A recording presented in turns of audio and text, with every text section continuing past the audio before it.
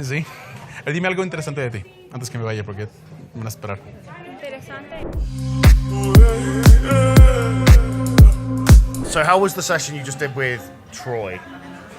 Abysmal. No, I'm kidding. It was great. So we, What were the things you were trying to work on? for me, it was really just getting out of my own head. So is that a constant theme? You're always kind of overthinking, like everyone. What we all do. Yeah, I feel like my default setting isn't just being social. Isn't being social. It's not, Is no. it overthinking Yeah, it's overthinking, creating narratives, usually excuses. negative because again the brain wants to keep us safe. Correct. And the phrase that I try to use is instinct over intellect. So almost catching myself, metacognition is catching yourself thinking and being like, fuck it, and just kind of planting yourself back in the present and away from the mind. So it's something we all have to deal with for sure. Right. Yeah. So that's kind of what I'm learning right now, is just kind of being in flow. Leaning into the discomfort, repetition. Right. Yeah, Reps. Yeah. Exactly. Reps. Also, the thing I've noticed too is like on dates or one-on-ones, like I can be easily flirty, but during the approach, I feel like I keep things very platonic. Okay. Like I feel like there's that block where I'm like talking about the weather and how nice her shoes are, versus like what I normally would do if I'm talking to a girl that I've already had some level of interest prior. Right. You know what I mean? Different dynamics. So how can we bridge the gap and almost get you being as if you know she's attracted to you or you've already had sex with her, and then you just kind of you're just kind of more chill, right? How can we project that in advance, if that makes sense? Right. Yeah, I mean, I think it's just having a different mindset approach to the approach. Like before, it was outcome dependent. Getting the phone number was the win. Now it's what I've learned this morning is being curious. And now I want to take it a step further, how to make it man to woman and be curious and show intent and understand that it's just literally like it's a numbers game at the end of the day. You don't know what you're going to get. The next person I meet could be my future ex-wife. I don't know. So it's a great point, and I think, you know what, if it gun to my head, what's the most important thing for you to do? Because look, we do want to get technical and kind of want to worry about subcommunication and picturing her naked and making her realise I'm a man and she's a woman and all this stuff. But I would say if you're going to do anything, it's simply do 30 approaches per week with absolutely no technique, just literally delivering some sort of opener, making small talk and asking for a number, because it's at this stage numbers trump quality of reps. Numbers trump the quality. Until you're doing 30 a week, as far as I'm concerned, you're not even cold approaching for most men, So unless you have the data point of saying I've done 120 approaches this month, Yeah, I mean, look, because you're a well put together guy, you're a foreigner in Colombia, you've got value, you work in an industry where you're used to persuading people anyway. Honestly, you've got quite a high value point compared to most of these women. Yeah, they might look young and hot, but they're broke, they're at college, they don't have that much value, right? So one of the original guys I followed, good looking loser, he was just like, look, just do basic guy game, which is go up, give a compliment, talk about absolute shit and get a number, and do that at least 30 times a week to 50 times a week, and then you've got data points. And I guarantee you, because you've got innate value, you can't trick the sexual market, so you've got a decent level of sexual market value compared to most of these women, simply by doing that, having no technique, not overthinking it, not worrying about all this bullshit, but doing the reps, even if it's kind of sloppy and not perfect, not smooth, I guarantee you'd be on some dates, so I think it's almost like switch off the mind, don't overthink it, and just hit the reps and have fun with it. Try and, again, I think an important thing that we always talk about, which is something I remind myself of every day, is how can I make this fun? How can I make this enjoyable? Because the brain isn't engineered for that. It's going to identify threats. It's going to keep you safe. It's going to make you feel fucking stressed because that's what its job is. And we've got to override it and be like, let's have fun with this. Let me take the piss out of this. Yeah. How can I take the piss out? And actually in the moment, like when you see the chick, right, what's something I can actually say that I find funny? Because you're not doing it as a stand-up performance gig. That's neediness. You're doing it because it's self-amusing for you. And it's like, yeah, she is dressed like a fucking flamingo. I'm going to tell her that. Because also your Spanish is good, right? So you can switch. She is dressed like a banana. And again, women are just mirroring your vibe, because if your internal state is playful, self-amused fun, that's what she feels. That's the energy she wants to be around. Energy exchange is the language of the universe. So instead of overthinking it, instead of being stressed, think about how can I make this fun for me in anything you're ever doing. And if you bed that down consistently day to day, your emotional default, your default emotional home is a playful, fun, self-amused man. And everyone wants to be around that energy because that's the definition of charisma. Does that make sense? Mm-hmm. Yeah. The other thing that I have a problem with, I think, is the premature ejaculation approach, where I find her, I feel like, not literally, not jizzing my pants, but it's, I abort the interaction early, and I know, that's good. But anyways, So I feel like that's something that I did yesterday, and then they, I got feedback that's basically like opening was good, but I can tell that you could have kept engaging her and talking longer. She was interested, but you kind of was like, oh, have a good day, and I feel like I do that sometimes. Right? Is that to protect the good feeling of the conversation? Yeah, like it feels good. I did the rep. Cool. Yeah. You know? So we talked about this earlier, but what's something we could say to force one more thing or a bit of investment from her into the conversation? I was saying, like, whenever you reach that point, instead of ejecting, have like that not safe word, that safe term or safe phrase, something you can just use to keep that conversation going just a little bit more. And then whatever she gives you, use those trigger words to keep that conversation going even longer. You could even say to her, tell me 2 interesting things about you. Yeah. Look, the Alberto show's over. I feel like you know my life story. Tell me 2 interesting things about you, or 2 things about you. Or apart from going out with friends and partying with Aguardiente, what do you like to do for fun?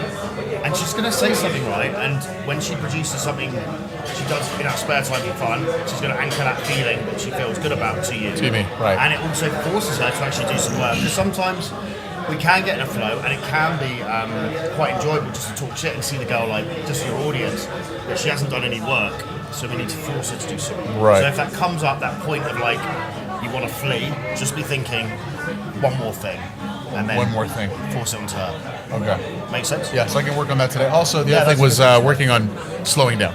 Slowing down, sure. It's something we're all guilty of, and we just have to be actively aware of it. I speak naturally very fast. Yeah, so I naturally speak very fast because I'm communicating factual shit to men a lot, but I constantly have to remind myself to breathe, slow down, almost the point of something you can practice in the mirror in the morning, just, hey, I just saw you, had to say, and just practicing that, doing that tension, but also it's really just down to bearing out tension again. It comes down to that tension piece that we need to be able to bear the tension, and it's just a feeling, and we have to get used to it. So that's the thing, like for me, like when I go on dates, I always have to do that thing where I remember to breathe, slow things down, and on the approach, I'm too busy just trying to do the approach, or maybe I'm running after her that I'm out of breath, and then I'm just like, hey, how are you? And I go into it, and it's too fast, and they're like, what? And I lost her, you know? So. And we can always see from the girl's reaction when she's kind of startled that we're probably speaking too fast. Yes, yes. Más vino porque es muy, muy hermoso, me encantan tus tatuajes. O sea, tengo también uno igual que me acaba de hacer, similar. Muchas gracias. ¿Cómo te llamas?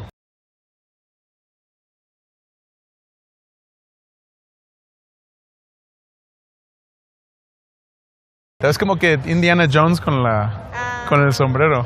¿Eres colombiana? Sí. Sí. Tengo mis amigos de Inglaterra. Para cenar, ¿dónde recomienda? Por acá hay hartos lugares súper. Porque hay bastantes, pero no sabemos cómo escoger, porque hay tantas, mucha variedad. Depende de lo que quieran como comer. Comida italiano o como tipo japonés. O aquí hay un restaurante que se llama Amore, algo así. Ah, Storia Amore. Lo vi, se ve hermoso, pero se ve más como romántico, como por ejemplo si tú y yo vamos por una cena, no llevar a estos cabrones de acá, se ve un poquito más pero ahí íntimo. venden una comida rica. ¿Sí? O ya hacia la zona T, como hacia ¿Zona T? el centro. Ok. O sea, te vas por acá Okay. hacia la mitad de la cuadra. Sí. Y ahí ya hay hartos restaurantes súper chéveres. Ah, entonces además, porque sí, creo que estoy por la avenida 85, Sí. ¿verdad? Entonces está todo cerquita, ¿no? Sí, está ¿Y tú vives por aquí o más vienes para vender? No, ¿Es tu yo ropa? para- ¿Es tu diseño? Sí, señor. ¿Ah, sí? Sí, señor. Se ve como que eres como creativa, tienes Sí. esa vibra, esa esencia. Sí, señor. Qué bueno, qué bueno. Bueno, ahorita ya pues lo voy a llevar, pero no sé si algún otro día te gustaría tomar una copa conmigo, si quieres. Es que yo como no me la paso tanto como por acá, por estos lugares. ¿Estás en el norte o qué? Sí, Ah, el norte que por una hora más o menos, ¿no? sí, más o menos. Estoy No. lejito. Sí, ok. Gusto, ¿eh? Bueno, sí, señor. So she was good. I talked to her. You look like a creative type. She was like, I am. This is my brand of clothing. So that's the frame. Did you try and switch it to, yeah, that's cool, but anyway, I want to get to know you. I did. So like I was talking about that, and then I went back to like, oh, she mentioned a Storia Amore, right? And I was like, actually, that'd be a better date spot you and I to go to Yes. than taking these English fucks, you know? And she laughed, but she's like, I'll be honest with you, I don't live here. Like I'm in North Side, which is about an hour and a half away. So like, if you're staying here, it doesn't make sense. And I was like, honestly, you're right, because I'm not going to go to you. So I was like, hey, I'll make totally okay. Oye, disculpa. Hola. Nomás te vi ahorita y pienso que eres muy linda. Nomás quería decir hola. ¿Cómo estás? Gracias. ¿De dónde eres? ¿Eres colombiana? Sí, ¿tú? Sí, bien, soy italiano, pero aprendí español cuando tenía 10 años y Qué chévere. tratando. ¿Y Pero estás sí. de vacaciones? ¿Dónde? ¿Estás de vacaciones? No trabajo, vengo bueno, estoy pensando a venir cada 2-3 meses. Trabajo con restaurantes. El mande es mexicano, el mande no es italiano. No, yo, sí, o sea, mi mamá, ella aprendió español en México y me enseñó cuando era chiquito. Y luego fui a la escuela en la Ciudad de México.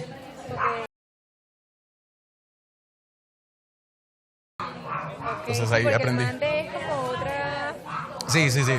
Bueno, así aprendí. Luego mi mamá encantaba ver las telenovelas mexicanas. Entonces ahí siempre, María, ¿por qué? Entonces ahí como que me puse a escuchar. El español. Sí. ¿Cómo te llamas?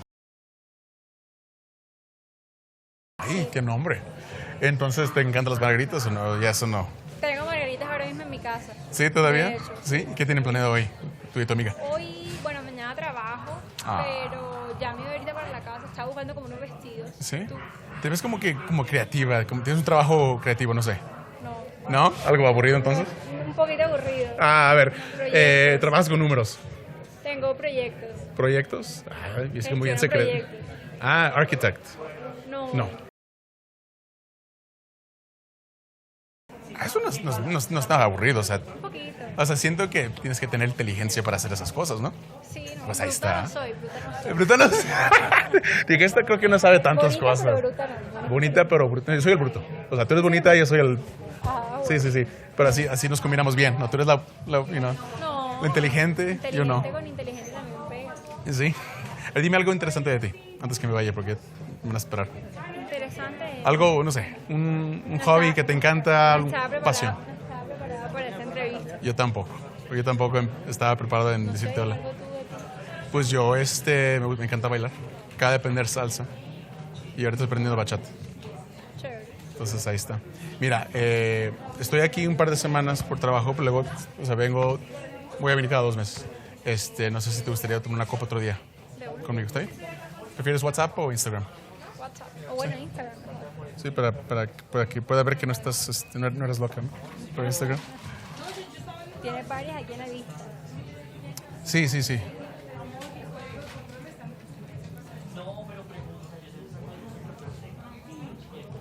¿Y por qué vienes de trabajo? ¿En qué trabajas? Soy consultor de restaurantes. ¿Eres consultor de restaurantes? Sí. Restaurantes, bares que están o fallando o cerca de bancarrota. Pero aquí en Bogotá. Empezó, entonces... ¿Cómo se llama? ¿Sanguchería? La sanduchería. Sí. La lucha. Oh, no, es otra. Ajá. Pero tiene el... Así. Eso tiene un reloj. No. Ok. Bueno, o sea, por ejemplo, están bateando con las finanzas y cosas así. Pero es en la parte financiera, más no como en la parte creativa de pronto. Es mezcla. Para ellos es lo que les falta. Algunos, por ejemplo, el menú. Puede ser los precios, la comida, puede ser la cultura del staff. No respetan a los dueños, cosas así. Ok, eso tú como que vas, examinas la cosa. Sí, depende de cada Estoy quien. creando un café ahora mismo. Sí. ¿Nunca has visto el show que se llama Bar Rescue? Es un show. En español no sé cómo decir. Bar Rescue es un show que salió. No sé cuál es. Bueno, Gordon Ramsay. Sí. Bueno, ok. sí. Él lo conozco, por ejemplo. Ok. Entonces ahí es como me metí. Pero empecé en Estados Unidos y en Canadá. Entonces ahorita queremos expandirnos en Central South America. ¿La empresa es tuya o trabajas con alguien? No, trabajo con alguien que es un dueño de Australia. Ok. Entonces él está allá y yo estoy acá. Y tú eres la parte de América, Latinoamérica. Exactamente, así. Chévere. Pero no, pues sí, como dije, no me esperaba verte ni saludarte nada, pero nomás te vi y dije, bueno, Dale, un placer. bueno, un placer. Igualmente. Okay, hasta luego, chao. Well, because she was cute, but like I wasn't, I don't know, like I mean she was cute, but like not my type. So then you just don't meet her. I probably won't. Yeah, I did it for practice, to be honest. exactly. Focus on the process. And just get a new follower. No, pero si quieres escríbeme ese fin de semana ¿Sí? y salimos. Perfecto, no, sí. Book a call on the link below so we can help you map out exactly what you want in your dating life, the strategy, the vision, and we can help you get from A to B as quickly as possible, depending on what you want. That's the key thing. We've been doing this for 10 years. We've worked with thousands of dudes. We can save you your most valuable assets, which are your time, your attention, and your money, and get you from A to B as fast as possible. So book a free call, a free dating strategy consultation with us below.